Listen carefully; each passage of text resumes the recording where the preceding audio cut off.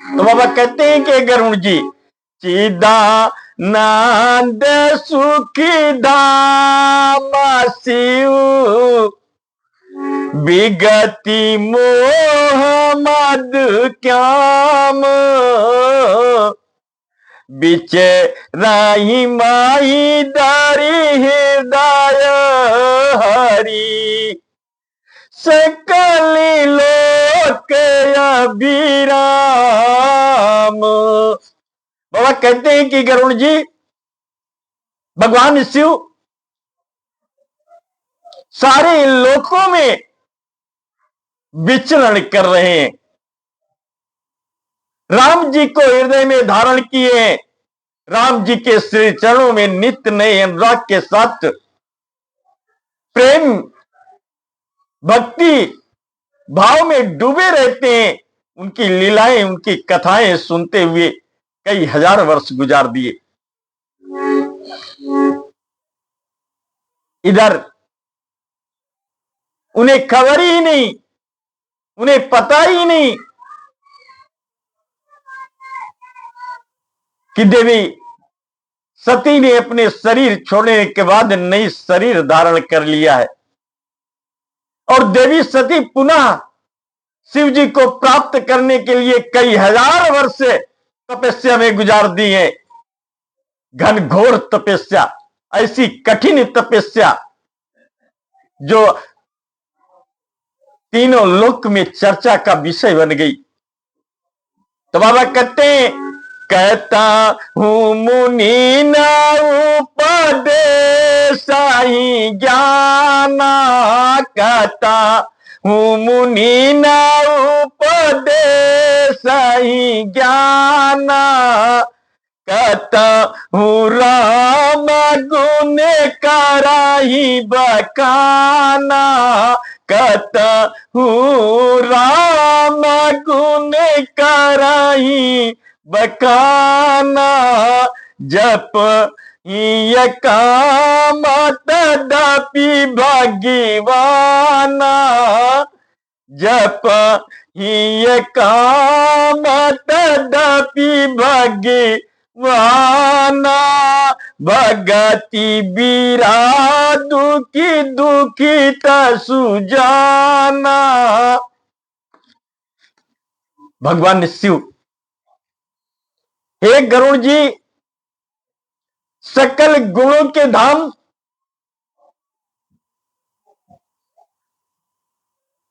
राम जी के श्री चरणों में नित्य नए अनुराग के साथ शिव मस्त रहते हैं, निष्काम है।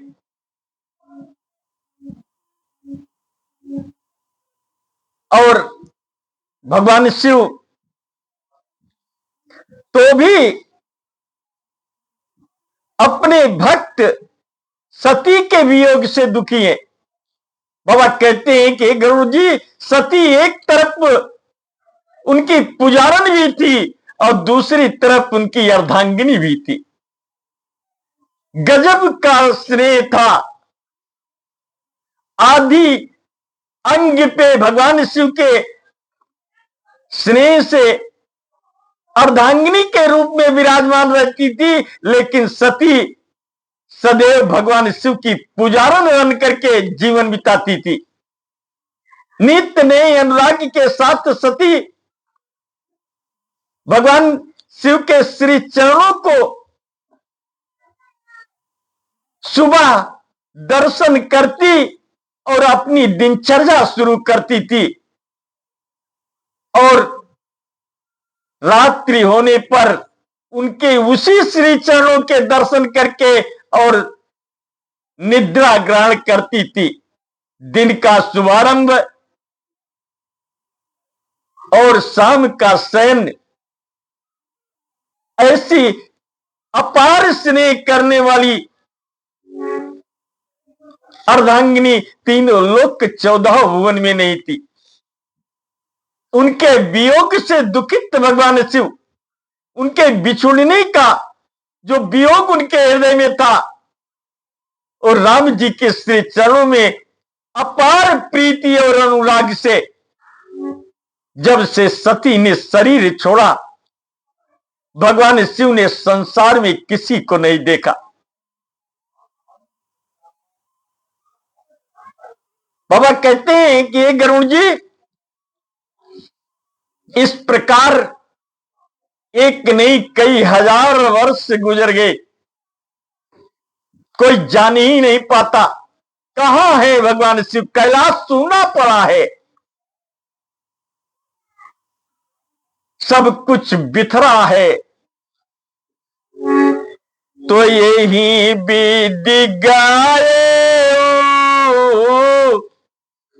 बड़ी सुंदर चौपाई बाबा देते हैं कि यही विधि गाए काल बाहु बीती नीति नाय होई राम पाद प्रीति।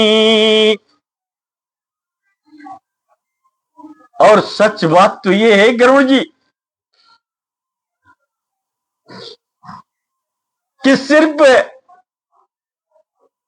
ऐसी ही प्रीति नहीं थी, एक नए अनुराग के साथ, एक नए भाव में राम जी के श्री चरणों में भगवान शिव की प्रीति रहती थी। कठोर नियम, अनन्य प्रेम, ऐसा प्रेम जिसकी कोई सीमा ही नहीं थी। और उनके हृदय में राम जी के प्रति अटल भक्ति, जहां देवी सती के प्रति, रिश्तों के प्रति, पत्नी के प्रति अपार स्नेह था, वहीं राम जी के प्रति हृदय में अनंत भक्ति, अनंत भक्ति।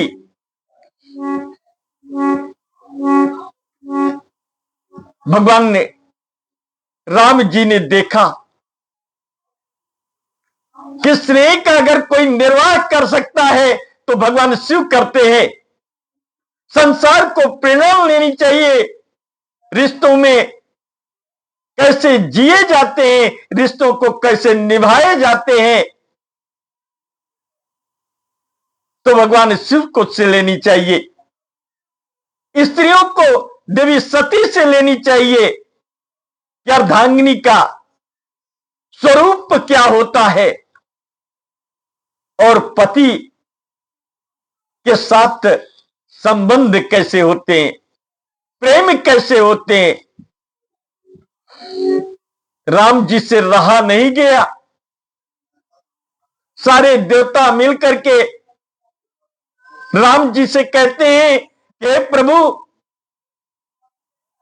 वक्त आ गया है, देवी सती के पुनर्जन्म के रूप में, हजारों वर्ष की तपस्या के फल के रूप में भगवान शिव और सती का पुनर्मिलन होना चाहिए। संसार उनके पुनर्मिलन का जश्न देखने के लिए लालायित है। कई हजार वर्ष वियोग झेलने के बाद सती पति के रूप में भगवान शिव को पुनः पाने की इच्छुक है और उनके तप का फल यही है। लेकिन भगवान शिव तो आपकी समाधि में लीन है प्रभु। हे राम जी, वो तो आपके स्नेह में डूबे हुए हैं, अपार स्नेह की दरिया में गुम है। उनके सन्मुख जाने की किसी की हिम्मत नहीं है। उन्हें उस दरिया से निकालने से, आपके स्नेह की दरिया से निकालने की किसी की साहस नहीं है। राम जी मुस्कुराते हैं और कई हजार वर्ष बीत जाने के बाद अविरल भक्ति, स्नेह का निर्वाह, प्रेम का निर्वाह संकल्प के साथ विधि विधान के साथ शंकर की देख करके राम जी चल पड़े। ए गरुड़ जी, राम जी चल पड़े तो ने मा प्रेम, बड़ी सुंदर चौपाई बाबा देते हैं कि ने मा प्रेम शंकर कार देखा, ने मा प्रेम शंकर कार देखा, अभी चल दया भगति काय रे काय, भी चल दया भगति काय रे का। राम जी शिव जी के सन्मुख प्रकट हो गए, गरुड़ जी प्रकट हो गए। राम जी शिव जी के सन्मुख प्रकट हो गए।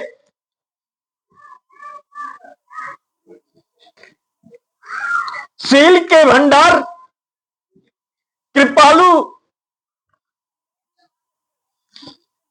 तेज पुंज भगवान राम जी प्रकट हो गए और शंकर जी की सराहना करने लगे। राम जी कहते हैं कि बहु प्रकार शंकर ही सराहा। हे शिव, अपने नेत्र खोलिए आप। राम जी कहते हैं, विनम्र भाव में कहते हैं, हे शिव जी अपने नेत्र खोलो।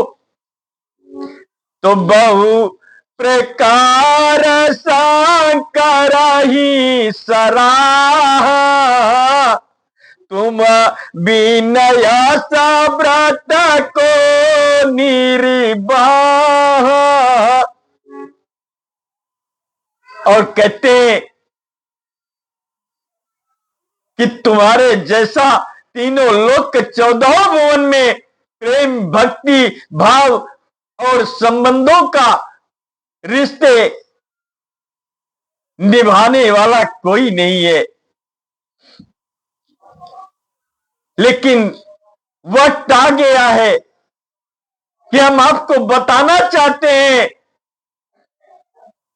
कि जिस प्रिय सती के शरीर छोड़ने के वियोग में आप मेरी भक्ति में डूब गए, वह सती पुनः शरीर धारण करके तीनों लोक 14 भुवन में आपकी भक्ति का डंका बजा दिया है। उसने ऐसा तप किया है, ऐसे प्रेम का निर्वाह किया है जिसका वर्णन करना कठिन है।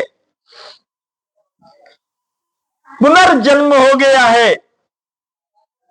भगवान शिव पलके खोलते हैं गरुड़ जी। हे गरुड़ जी, भगवान शिव पलके खोलते हैं। रघुनाथ जी की आवाज सुनते ही, राम जी की आवाज सुनते हैं तो भगवान शिव पलके खोलते हैं। तीनों लोक के 14 भुवन फूलों की वर्षा कर रहा है भक्त और भगवान के मिलन का। तो बहु विधि राम, बड़ी सुंदर चौपाई बाबा देते हैं कि बहु विधि राम शिवा ही सामुझावा,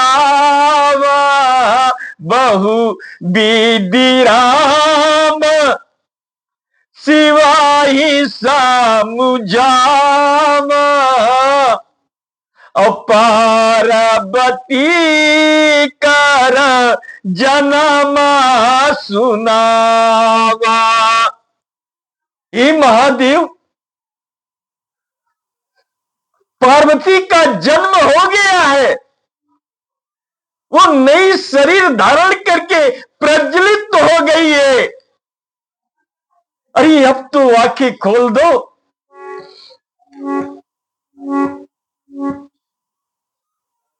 गिरजा की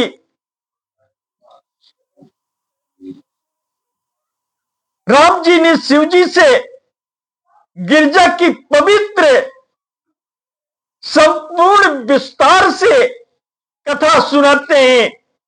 बाबा लिखते हैं कि राम जी कहते हैं, हे शिव, अति पुनीत गिरिजा काया करानी, अति पुनीत गिरिजा काये करनी, विस्तारा सहित कृपा निधि बारानी, विस्तारा सहित कृपा निधि बारानी। हे गरुड़ जी विस्तार पूर्वक राम जी शिव को सुनाते हैं,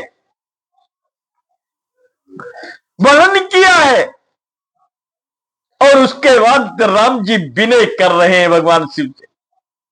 जिस राम जी के श्री चरणों में भगवान शिव कई हजारों वर्ष से गुजार दिए भक्ति से, वो राम जी शिव जी से अनुरोध करते हैं, विनती करते हैं। बाबा कहते हैं कि शिव, इसमें कोई संदेह नहीं, मेरी ही भक्ति और मेरे ही स्नेह में, मेरे ही प्रेम में आपने सती का त्याग किया था। आज मैं ही कहता हूं अनुरोध करके कि मेरी भक्ति से जागो और गिरजा को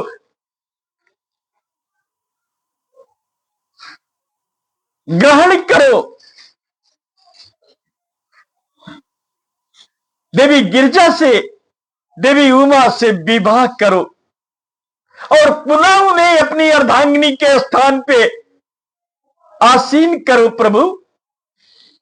बाबा लिखते हैं कि अब बिनती बाबा सुनाहू शिव। बड़ी सुंदर चौपाई बाबा देते हैं कि राम जी कहते हैं कि अब बिनती बाबा सुनाहू शिव, जब मो पारा निज ने। ये सत्य है कि अगर आप मुझसे प्रेम करते हैं तो आज आप मेरी बात को मानेंगे। भगवान शिव कहते हैं, हे रघुनाथ जी, हे राम जी, हे प्रभु, आप इतना देर जो करके क्यों कह रहे हैं? अरे आपका आदेश तो मेरे लिए सबसे बड़ा आदेश है, आप आदेश तो करिए। राम जी कहते हैं, आदेश नहीं शिव, अनुरोध है कि जाकर के शैल सुता से विवाह करो।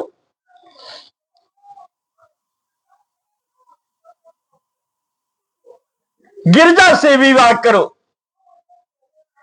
तो बाबा लिखते हैं कि अब बीमती बाबा सुनाहू शिव, जब मो पारानी जाने अब जाई विवाह शैल जही, जाई विवाह शैल जही, यह बर मांगे देवू। मुझे आज ये दे दो, मैं तुमसे मांगता हूं, वरदान मांगता हूं कि आप जाकर के पार्वती के साथ विवाह करेंगे और तीनों लोक के 14 भुवन आपके विवाह का जश्न मनाएगा। आज वो पवित्र शिवरात्रि है जब भगवान शिव और पार्वती का विवाह संपन्न होता है। तीनों लोक 14 भुवन इसका साक्षी होता है। प्रेम के रिश्ते एक जन्म के नहीं है। बाबा कहते हैं कि गरुड़ जी, ये रिश्ते प्रेम के होते हैं और प्रेम के रिश्ते एक जन्म के नहीं कई जन्म के होते।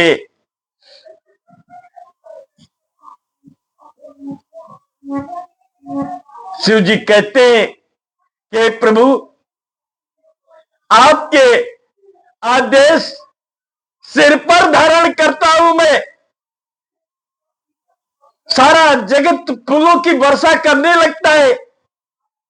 राम जी और शिव जी की सुंदर वार्ता